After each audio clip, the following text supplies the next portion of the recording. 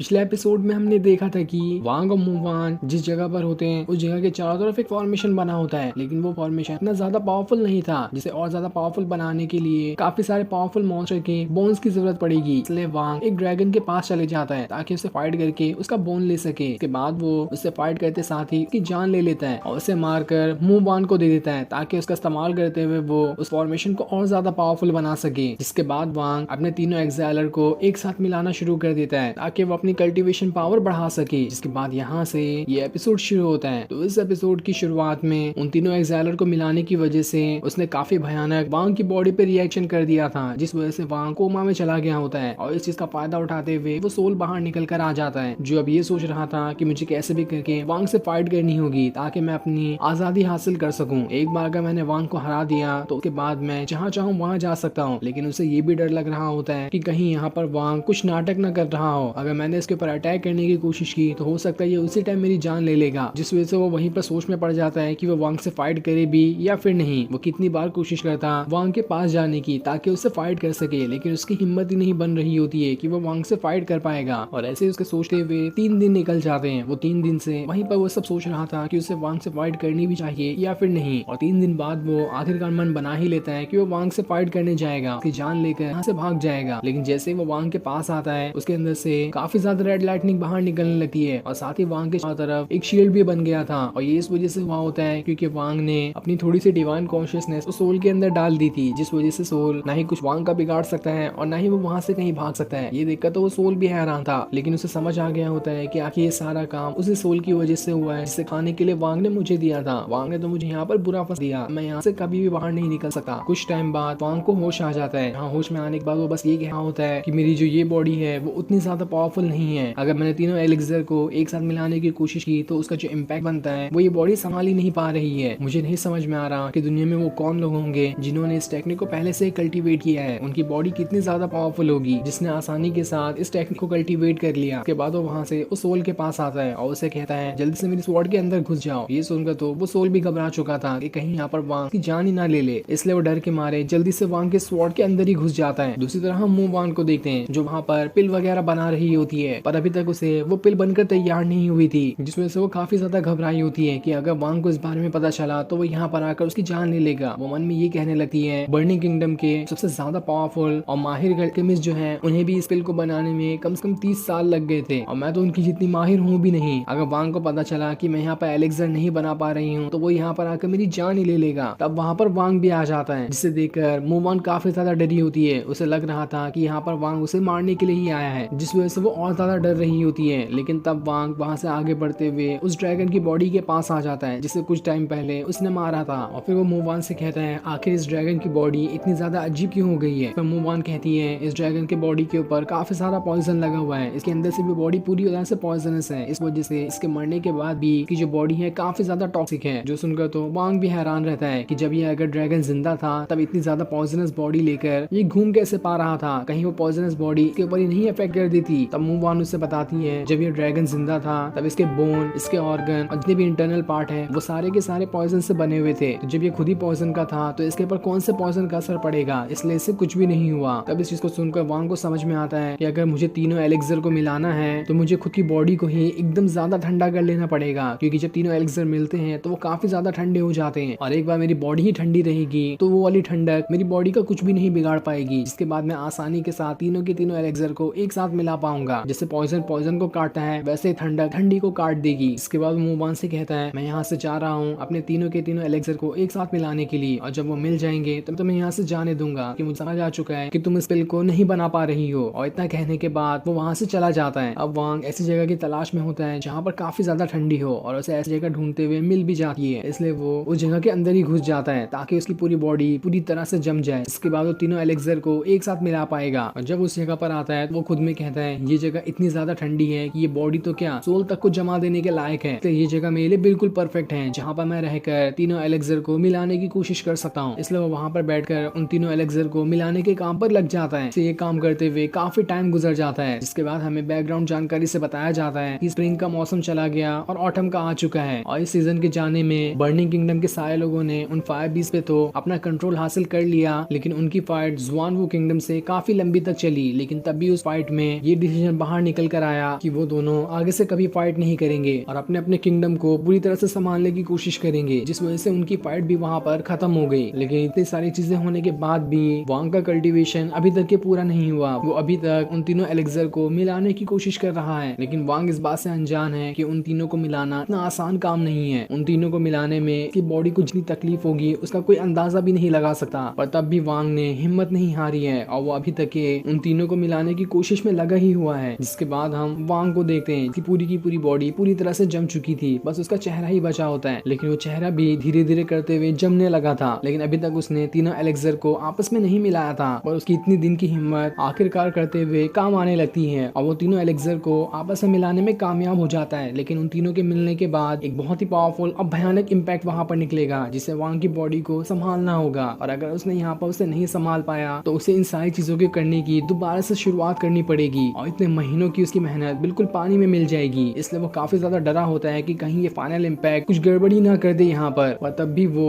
उस final impact को भी संभाल लेता है, जिस वजह से अब वांग के पास काफी भयंकर तरीके की स्नो पावर आ चुकी थी। वो जैसे ही एक अटैक सामने की तरफ करता है कि पूरी बॉडी से काफी ज्यादा और भयानक तरीके का ठंडा ऑरा बाहर निकल कर आता है। उसके संपर्क में अगर कोई भी आया तो वो 1 सेकंड के अंदर जमकर खत्म हो जाएगा। तब वांग को जमीन के नीचे काफी सारे मॉन्स्टर के कंकाल दिखाई देते हैं, इसलिए वो वहां पर चला जाता है, जहाँ आने के बाद उसे एक से बढ़कर एक पावरफुल मॉन्स्टर के बोन्स और कंकाल दिखाई दे रहे थे। इसलिए वो सोचने लगता है कि अगर मैं सारे बोन्स का इस्तेमाल करूं तो मैं एक बहुत ही ज्यादा पावरफुल रिएक्टर बना सकता हूं, जो कि बिल्कुल एल्केमी फर्नेस की तरह रहेगा और उसके अंदर दुनिया का कोई भी वेपन अच्छे से और आसानी के साथ रिफाइन हो सकता है, जिसके बाद मैं अपनी फ्लाइंग स्वॉर्ड को भी उसमें रिफाइन करके और ज्यादा पावरफुल बना सकता हूँ। इसलिए मुझे कैसे भी करके इन सारी की सारी बोन का इस्तेमाल करते हुए उस पावरफुल रिएक्टर को बनाना पड़ेगा। उसके बाद वो उन सारी बोन का इस्तेमाल करते हुए उस रिएक्टर को बनाने के काम पर लग जाता है। लेकिन जितने भी वो बोन को छूता वो सब एकदम भूसे की तरह होते हैं, क्योंकि कई सौ सालों से ये यहाँ पर ठंडी में ऐसे ही पड़े थे, जिस वजह से उनका सारा का सारा जो पावर होता है वो खत्म हो चुका था। ये देखकर वांग भी हैरान रहता है, ये बोन तो इतने ज्यादा पावरफुल मॉन्स्टर के हैं, लेकिन तब भी ये एक रिएक्टर नहीं बना पा रहे। लेकिन तब भी वो हिम्मत नहीं हारने वाला था, इसलिए वो आसपास जितने भी बोन होते हैं उन सभी को एक साथ खत्म करना शुरू कर देता है, ताकि सभी का इस्तेमाल करते हुए एक रिएक्टर वो वहां पर बना सके। क्योंकि एक बोन से तो यहाँ पर कोई काम नहीं चलने वाला था, जिस वजह से वो वहां पर अपनी पूरी की पूरी पावर को एक्टिवेट कर लेता है। और जैसे वो अपनी पावर को एक्टिवेट करता है, उसकी पावर पूरे आसपास जगह पर जितने की जितने बोन होती है उन सभी में जाने लगती है और वो सारे के सारे बोन मिलकर वहां पर एक रिएक्टर बनाने का काम शुरू कर देते हैं। और ऐसे ही काफी देर की मेहनत के बाद आखिरकार वांग वहां पर एक रिएक्टर बनाने में कामयाब हो जाता है, जिसका इस्तेमाल करते हुए वो अपनी फ्लाइंग स्वॉर्ड और आगे चलकर उसके पास कोई भी वेपन आएंगे उन सभी को आसानी से रिफाइन करते हुए उनकी पावर बढ़ा सकता है, जिस चीज को देखकर वांग खुश होता है। और फिर ये सीन दिखाते ही ये एपिसोड यहीं पर एंड हो जाता है। Thanks for watching.